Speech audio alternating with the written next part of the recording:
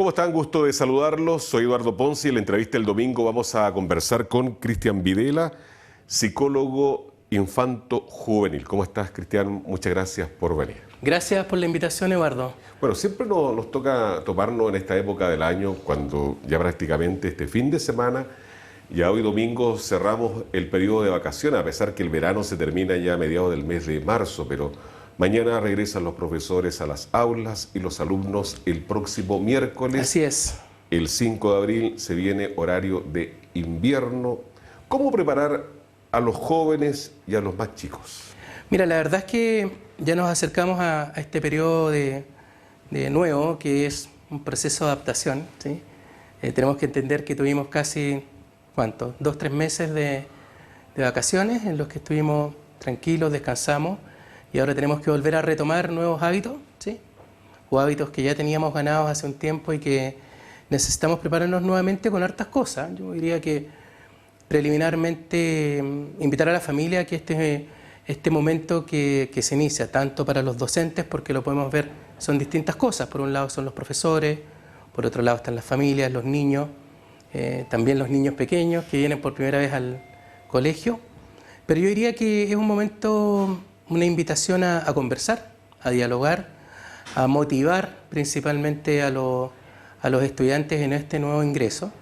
Y para eso los llamados son las personas que están alrededor de uno, ¿sí? Y cuando digo motivar es tomar este momento con mucha energía, con mucha alegría y entender que finalmente las cosas prácticas que hay que hacer es retomar principalmente aquellas rutinas que uno venía pauteando y que son muy importantes además de retomar porque sin duda el descanso principalmente es fundamental para retomar una actividad que es de alta exigencia como es volver a los colegios. Pero hay un factor que creo que es súper importante, sí, trabajarlo, que es la ansiedad.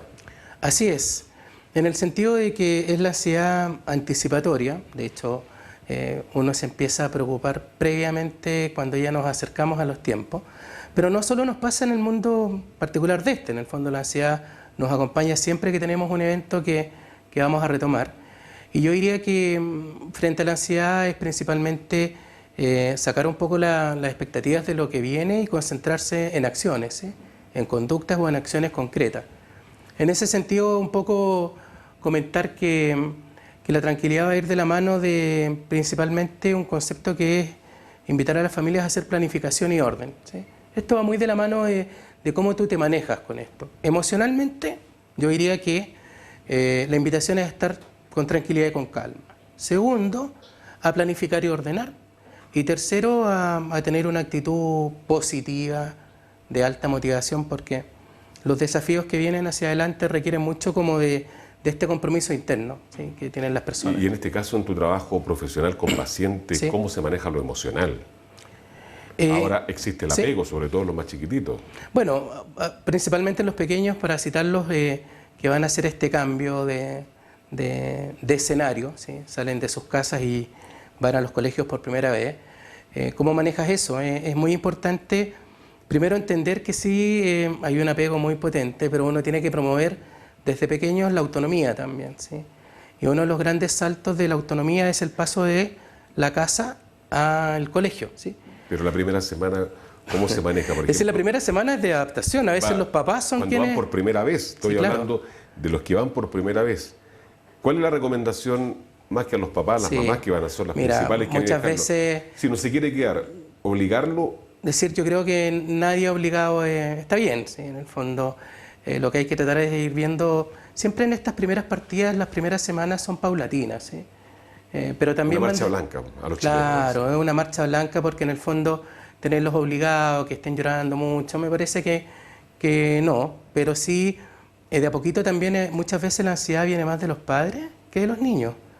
Entonces los que instalan más preocupación muchas veces y transmiten ese... Y se quedan en el patio mirando. Y se quedan en el patio mirando ventana. Cuando finalmente la profesional que está a cargo de ese curso te dice vaya tranquila porque nada va a pasar, ¿sí? En el fondo tenemos que entender todos que esto es un proceso natural, Eduardo, ¿sí? En el fondo el cambio de hábitat es un proceso que todos tenemos que entender como difícil, lo más probable, pero te vas a dar cuenta que con el paso de los días hay otra gran tarea evolutiva que es empezar a socializar, ¿sí? Tener nuevos amigos, tener un nuevo espacio, aprender a tener turnos, aprender a respetar, cuando finalmente en algún momento en tu casa fuiste el rey y señor. Entonces, Claro.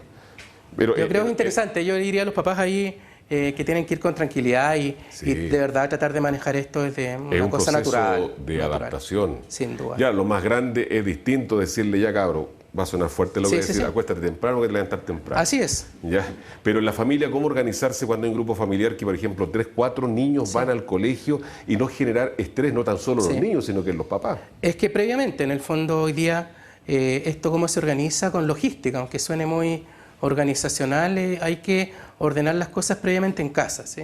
¿Quién se va a hacer cargo? Voy a decir cosas súper prácticas, de las loncheras, de la comida, de preparar las mochilas, de dejar la ropa ordenada. Es bastante trabajo. Es mucha pega, es decir, yo te podría decir que mamás que llegan a las 5 o 6 de la tarde y se están acostando a las 8:30 sin haber hecho ninguna otra actividad que no sea estar ligada a las actividades propias del colegio al día siguiente. Revisar las tareas, preparar el almuerzo. Revisar tareas, ver almuerzo, preparar lonchera, preparar la ropa y cuánta. Entonces te das cuenta a las 8:30, 9 de la noche ya es un buen momento para el descanso para todos también. Entonces tenemos que pensar que esa es una rutina que hay que retomar. ¿Y cómo se puede modificar esta dinámica? Perdón. Modificar esta dinámica, o sea, no caer todos los días lo mismo, porque esto te genera estrés. En el fondo te genera estrés, no es fácil. Yo creo que ahí hay que buscar alguna fórmula que te permita hacer otras cosas también, pero la realidad a veces supera cómo funciona esto. Yo, insisto, creo que tanto la familia, no estoy diciendo solo las mamás, yo sé que en esto hay mamás, hay papás involucrados, pero tomarse estos momentos con una actitud positiva, ¿sí? En todo sentido. Yo creo que el cambio de hábito para todos le hace bien, es decir, entran los docentes y el cuerpo de profesores todos en estos días también. Por otro lado, son muchas las personas que también retoman sus actividades en la vida general, ¿sí? Marzo es un mes de harto ritmo para todos, entonces. Bueno, está comprobado que marzo no es el mes más estresante, es febrero. Es febrero. Porque estás de vacaciones, hay mucho gasto, y ya estás pensando que se te viene marzo, y con todas las responsabilidades que hay. Es que yo insisto, yo creo que el estrés puede estar mucho yo creo que es un concepto, pero que finalmente va a tener mucho en cómo uno lo enfrenta, ¿sí? Porque para otros podría ser el mes de estrés es diciembre, la Navidad y el Año Nuevo. Yo te lo digo porque hay un estudio. Sí, claro. Ya lo leí, hay un estudio, no es diciembre por los gastos de fin de mes, tampoco es enero post fiesta de fin de año, tampoco es marzo, es febrero por el agotamiento emocional que te produce el solo pensar. Gastaste más dinero de lo que tenías quizás por darte unas vacaciones. Todos merecemos tener vacaciones. Estás pensando que no has comprado los útiles escolares. Estás pensando que tienes que levantar temprano. Estás pensando en el permiso de circulación. Y te puedo asegurar que muchas personas, y te faltan elementos, te faltan matrículas, te faltan muchas cosas que tienen que ver con compromisos económicos. Es decir, estos días yo creo que, siendo justo, sí van con un nivel de estrés particular, pero insisto, yo creo que acá lo que nos tiene que organizar es una actitud finalmente responsable y positiva para enfrentar esto. Es decir, frente a los eventos de estrés, ¿cómo los podemos modificar? Y lo que te voy a preguntar va bien dirigido a las mamás, a los papás que nos están viendo a esta hora y que nos escuchan también a través de la radio. ¿Cómo poder identificar a un niño o una niña cuando no ves que no está logrando la adaptación en la rutina escolar? Sí, bueno, eso es muy importante. Yo agradezco esa pregunta. Hay indicadores clínicos, indicadores de la psicología clínica infantil que son dos: intensidad y frecuencia. En el fondo, ¿cuándo nosotros debemos preocuparnos? Cuando los hechos, y voy a colocar un ejemplo, no sé, de descontrol, de mal manejo de los impulsos, de frustración, de llanto, se vuelven, primero, aumentan en intensidad, ¿se entiende esa idea? Y segundo, aumentan en frecuencia. ¿Eso qué quiere decir? Que ya no lo tenemos este evento una vez cada 3 semanas, sino que lo tenemos una vez cada 2 días, ¿sí? Entonces es importante acá a las familias comentarles eso.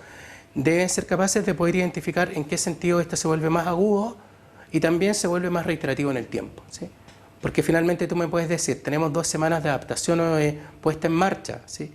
Y lo más probable es que esa primera semana sea un poquito más difícil, pero te puedo asegurar que la segunda va a ir mejorando, la tercera y la cuarta, ¿sí? Entonces, Mira, sí, se entiende ahí perfectamente. en el fondo, ¿dónde está la importancia en ver que si esto no se ve proceso de adaptación? Yo creo que ahí viene más bien una Cristian, consulta distinta. sí, bueno, podríamos estar Sí. muchas horas porque hay muchos temas, me fascina este tipo de temas de poderlos conversar. Y la otra que yo sé también que no es estresar a la gente que está en su casa Sí, por ningún sí. motivo, pero ¿cómo logramos, para que no produzca una ansiedad y evitar los impulsos, el mal genio, cómo le sacamos la pantalla a los niños luego que le dimos chip libre 3 meses? Tremendamente importante. Yo, de hecho, venía revisando un estudio antes de venir acá sobre cómo manejamos este proceso entre lo que son las pantallas y la cantidad de tiempo que invirtieron nuestros 2 meses hijos chip en eso. libre prácticamente. Total. Es decir, acá yo creo que, mira, lo que dicen algunos, esto es pura conducta, es decir, conductual. Porque al menos que logres hacer una toma de conciencia tan distinta, nos puede demorar más tiempo, ¿sí? Y la conducta dice, en el fondo, eso es, hay que tomar reglas y límites claros, y por decirte algo, esto a las 8 se acaba, a las 7 se acaba y se acaba, ¿sí? En Y el de lunes a fondo. viernes. Y de lunes a viernes, y en el fondo ahí cada familia debe aprender a regular esto, ¿sí? En el fondo no tiene que ver con un modelo autoritario, pero sí con un modelo que instale una conducta diferente, porque si no, nos pasa muchas veces que empezamos a flaquear en eso y finalmente bien sabemos que Mira, lo Cristian, que hay que promover hoy día, Eduardo, es principalmente el descanso, el sueño reparador, porque además está confirmadísimo ya hoy neurobiológicamente, que las personas que no descansan tienen muy malos días al otro día desde el punto Obviamente de que vista sí. emocional, afectivo. Y todos nosotros. Y todos en el fondo. Cristian, mira, se nos está acabando el tiempo, me están Sí. avisando ya por interno. Sí. Varios países que ya impulsaron una ley Sí. que prohíbe el uso de celulares a menores de cierta edad, por ejemplo, los 14 años. ¿Cuál es tu posición como psicólogo en Chile?